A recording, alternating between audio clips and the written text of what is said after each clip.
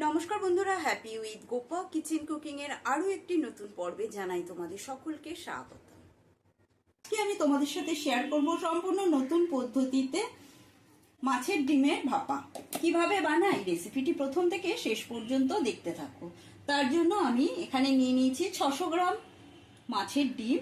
তার মধ্যে দিয়ে দিলাম হলুদ গুঁড়ো, লবণ, আর এখানে আছে রসুন আর দুটো কাঁচা লঙ্কার পেস্ট। দিয়ে দেবো কর্নফ্লাওয়ার 1 চামচ, বেশি দিলাম না, বেশি দিলে ভালো লাগে না, অল্প করে কর্নফ্লাওয়ার দিলাম। আর দিয়ে দেবো একটু কাঁচা সর্ষের তেল।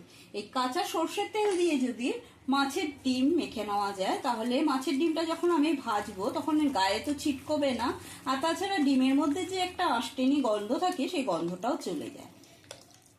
কড়াইতে সাদা তেল গরমে বসিয়েছি, এবার এই তেলের মধ্যে মাছের ডিমগুলো দিয়ে দেবো। এরকম ভাবে সমস্ত মাছের ডিমগুলো তেলের মধ্যে দিয়ে ভেজে নেব। এবারে মশলা বানিয়ে নেওয়ার পালা। তার জন্য এখানে নিয়েছি 2 চামচ সাদা তিল, আর নিয়েছি 2 চামচ পোস্ত, আর 1/2 চামচ নিয়েছি কালো সর্ষে। আমি কালো সর্ষে দিয়ে করছি, তোমরা চাইলে সাদা সর্ষে ব্যবহার করতে পারো, তবে কালো সর্ষেটা দিলে ভাপের ঝাঁঝটা কিন্তু একটু বেশ ভালোই ওঠে, সেই জন্য আমি কালো সর্ষে ব্যবহার করছি। এবারে মশলাটা প্রথমে শুকনো গুঁড়িয়ে নেব। মশলাটা শুকনো ঘুরিয়ে নিয়েছি, এবারে এর মধ্যে দিয়ে দেবো 6-7টা কাঁচা লঙ্কা। ঝালটা নিজেদের পরিমাণ বুঝে ব্যবহার করবে। আর দিয়ে দিচ্ছি জল। এবার এটা দিয়ে মিহি পেস্ট বানিয়ে নেব। ডিমগুলো 1 পিঠ ভেজে নেওয়া হয়ে গেছে, এবার উল্টো দিকে উল্টে দিচ্ছি। এরকম ভাবে লাল লাল করে সমস্ত ডিমগুলো ভেজে নেব। মাছের ডিমগুলো ভেজে নেওয়া হয়ে গেছে, এবারে তুলে নিচ্ছি। মাছের ডিমের বড়াগুলো ভেজে নেওয়া হয়ে গেছে। ডিমগুলো ভেজে তুলে নেওয়ার পরে কড়াইতে দিয়ে দিয়েছিলাম 3 চামচ সর্ষের তেল। এবার এই তেলের মধ্যে দিয়ে দিলাম বড় সাইজের 2টো পেঁয়াজ কুচি। পেঁয়াজ কুচিটা লাল করে ভেজে নেব। পেঁয়াজটা নরম হওয়ার জন্য দিয়ে দিচ্ছি লবণ। এখানে 2টো ছোট ছোট টমেটো 2 ফালি করে কেটে নিয়েছি। টমেটোটা পেঁয়াজের সাথে একটু হালকা ভেজে নেব। এখানে নিয়ে নিয়েছি একটা টিফিন কৌটো।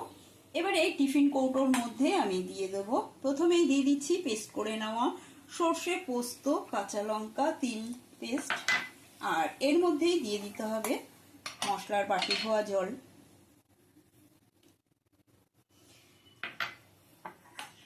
আচ্ছা, একসঙ্গে দিয়ে দিচ্ছি আমি লবণ, স্বাদ অনুসারে লবণ দিয়ে দিলাম।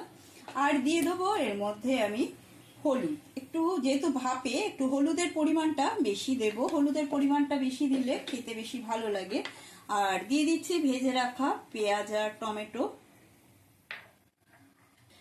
এবারে ভালো করে মশলাটা একটু মেখে নিতে হবে। এখন এর মধ্যে দিয়ে দেবো আমি ভেজে রাখা ডিমটা। একবার হলো এই পদ্ধতিতে মাছের ডিমের ভাপেটা খেয়ে দেখবে, ভীষণই ভালো লাগে, গরম ভাতের সাথে দারুণ জমে যায়। এবারে দিয়ে দিচ্ছি এর উপর থেকে কিছুটা ধনেপাতা কুচি। তারপরে দিয়ে দেবো এর উপরে কাঁচা সর্ষের তেল। ভাপে মানেই জানো কাঁচা সর্ষের তেল না দিলে কি ভাপেটা জমে, সেই জন্য কাঁচা সর্ষের তেল দিলাম। দিয়ে আবার একটু নেড়ে ছেড়ে নিয়ে টিফিন কৌটো ঢাকাটা বন্ধ করে দেবো। গ্যাসে কিছুটা জল ফুটতে রেখেছি, দেখো জলটা ফুটতে শুরু করেছে। এখন এর মধ্যে আমি টিফিন কৌটোটা বসিয়ে দেব। আর গ্যাসের স্টিমটা লো টু মিডিয়ামে রেখেছি, রেখে ঢাকাটা আবারও বন্ধ করে কিছুক্ষণের জন্য হতে দেবো। কিছুক্ষণ বাদে ঢাকাটা তুলে নিচ্ছি, দেখো জলটা শুকিয়ে গেছে। এবারে গ্যাসটা আমি বন্ধ করে দিচ্ছি, তারপরে তোমাদের দেখাচ্ছি। এবারে নামিয়ে ঠান্ডা করে নিয়েছি, এখন ঢাকাটা তুলে তোমাদের দেখাচ্ছি। ওয়াও, কি সুন্দর দেখতে হয়েছে দেখো। দেখো একটু নেড়ে চেড়ে দেখায়, কি সুন্দর গন্ধও বেরিয়েছে।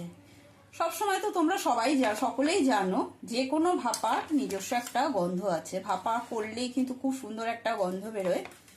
দেখো কি ভালো লাগছে। আজকের মতো ডিম ভাপা রেসিপিটি কমপ্লিট হলো। আশা করি রেসিপিটি তোমাদের প্রত্যেকেরই ভালো লেগেছে। ভালো লাগলে একটা লাইক দিয়ে দেবে আর কমেন্ট করে জানাবে, আর বেশি বেশি করে একটু শেয়ার করে দিও বন্ধু বান্ধব আত্মীয় স্বজনের মধ্যে। আজকের মতো এই পর্যন্ত, আবারও নতুন কোনো রেসিপি নিয়ে হাজির হব। সকলে সুস্থ থাকবে, ভালো থাকবে, ধন্যবাদ।